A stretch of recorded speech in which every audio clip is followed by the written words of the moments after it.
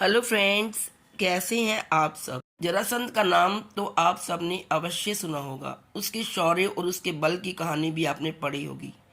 महाभारत में भीम और जरासंध का प्रसंग भी आपने जरूर देखा होगा। लेकिन क्या आप जरासंध के जन्म की कहानी जानते हैं? क्या उससे परिचित हैं? क्या आप जानते हैं कि जरासंध की उत्पत्ति में ही उसकी मृत्यु का रहस्य छिपा था? नहीं जानते तो आइए आज जानते हैं कि जरासंध का जन्म कैसे हुआ और उसकी मृत्यु कैसे हुई। दोस्तों, जरासंध मगध का सम्राट था जो आज का वर्तमान बिहार है। वह एक क्रूर शासक और अधर्मी प्रकृति का सत्तालोभी राजा था जिसने अपने साम्राज्य को बढ़ाने के लिए कई तड़कम किए, कई राजाओं को कैद कर लिया, कई राजाओं को जीत लिया। उसके भय के कारण कई राजाओं ने अपने ऊपर उसका आधिपत्य भी स्वीकार कर लिया। वह कुशल राजनीतिज्ञ भी था और जो भी राजा उसे शक्तिशाली प्रतीत होते थे उनसे वह संधि कर लेता। उसने मथुरा पर राज कर रहे कंस को शक्तिशाली जानकर उससे अपनी दोनों पुत्रियों का विवाह कर दिया। इस प्रकार से वह कंस का ससुर और परम मित्र बन गया। कृष्ण ने कंस का वध किया था, तब उसने क्रोधित होकर भगवान कृष्ण से बदला लेने के लिए 17 बार मथुरा पर आक्रमण किया था, किंतु हर बार श्री कृष्ण की कुशल राजनीति और युद्ध नीति से वह परास्त हो जाता था। परंतु अपनी प्रजा की रक्षा और उनके हित को ध्यान में रखते हुए एक समय के बाद स्वयं श्री कृष्ण को भी अपना जन्म स्थान त्यागना पड़ा और द्वारका को अपनी राजधानी बनाना पड़ा। आइए अब जानते हैं जरासंध की उत्पत्ति की कथा, यानी जरासंध के जन्म की कथा। जरासंध के जन्म के पीछे एक बहुत ही रोचक कहानी है। दरअसल मगध देश के राजा थे बृहद्रथ। उनकी 2 पत्नियां थी, किंतु उनकी कोई भी संतान नहीं थी। संतान प्राप्ति की कामना से वह एक ऋषि चंड कौशिक के पास जाकर उनकी सेवा करने लगा।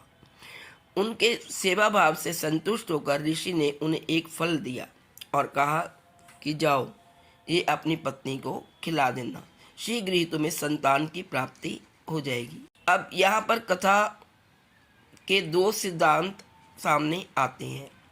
एक के अनुसार ऋषि ने राजा को 2 फल दिए और राजा ने दोनों रानियों को एक एक फल दे दिया। रानियों ने उस फल को आधा अधूरा खाया, जिसके कारण जरासंध आधा आधा पैदा हुआ।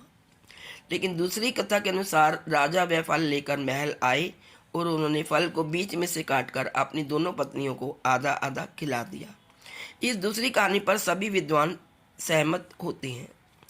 फल खाने के बाद शीघ्र ही दोनों पत्नियां गर्भवती हो गई और समय आने पर उन्होंने बालक को जन्म दिया, किंतु मांस के लोथड़े के रूप में वह बालक दोनों से अलग अलग यानी आधा आधा जन्मा, जिनमें जान ही नहीं थी।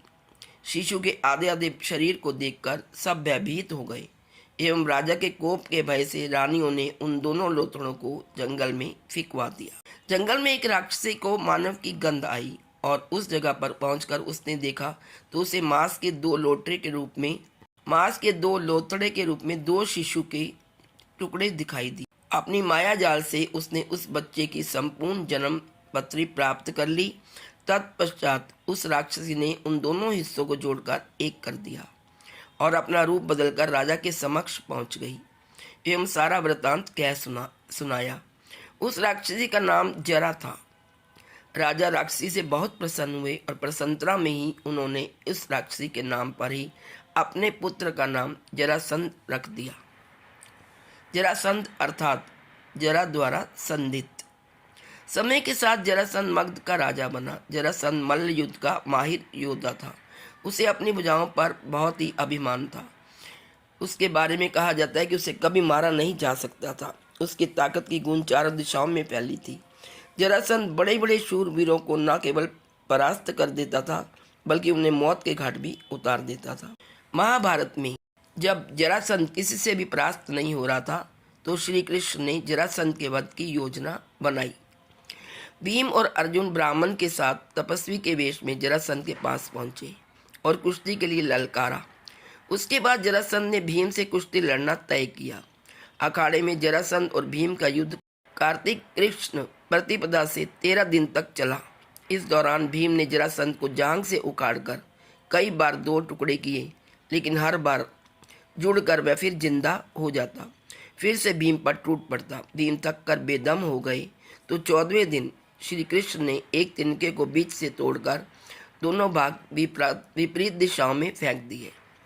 भीम यह इशारा समझ गए और उन्होंने जरासंध को 2 फाड़कर एक टुकड़ा एक दिशा में और दूसरा दूसरी दिशा में फेंक दिया और इस तरह जरासंध का अंत हो गया।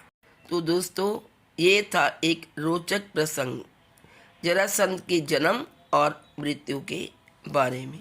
आशा है आपको ये वीडियो ज़रूर पसंद आएगी। यदि आपको वीडियो अच्छी लगी तो please like, share and subscribe. Thank you.